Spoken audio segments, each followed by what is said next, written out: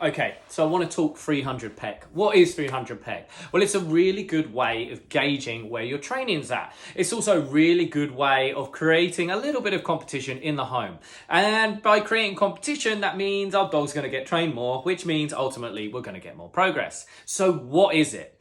Now, let's have a look at it for loose lead, okay? But it can go across multiple of different things you're looking to teach. So let's say I've got my dog to my side, I've done some eye contact, I've done some easy reps, and now we're into the point of moving forward. So what I'm going to do is I'm going to step forward one, and as long as the dog's lead is loose, I'm going to marker and reinforce tight to my leg. I'm then going to step forward 2 steps. Okay, as long as the lead is loose, I'm going to marker and reinforce tight to my leg. And remember, reinforcement zone. The more we reinforce in this area, the more the dog will hang out there. I'm then going to go to 3 steps. If the lead's loose, marker, reinforce. 4 steps, marker, reinforce, as long as the lead is loose, remember. 5 steps, 6 steps, 7 steps, all marking and reinforcing as long as that lead is loose. But let's say we're at the point now where we're at 20 steps.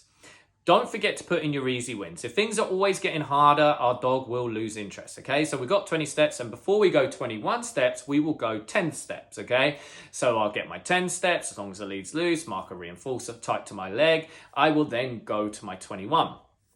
All we are doing is asking for one more step each time we've completed a rep successfully. This, as I said, is called the 300 Pecks. It is a great way to gauge because you can say, oh, I got 30 steps today.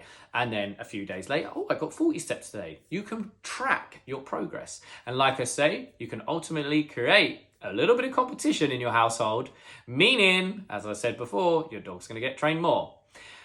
If we want to put this across other things, of course we can. Let's say, for example, we're asking our dog to wait. We're going to ask them to wait. We'll step back 1 step. We'll come forward, marker and reinforce for staying in position. I would then try 2 steps. Marker and reinforce when we come back, as long as our dog stayed in position. So remember, we can use the 300 Pecks across a multiple of different training of behaviors, and it is a really good way of keeping track. I hope you enjoyed this video. Please follow along, like and subscribe, and we'll see you in a later video.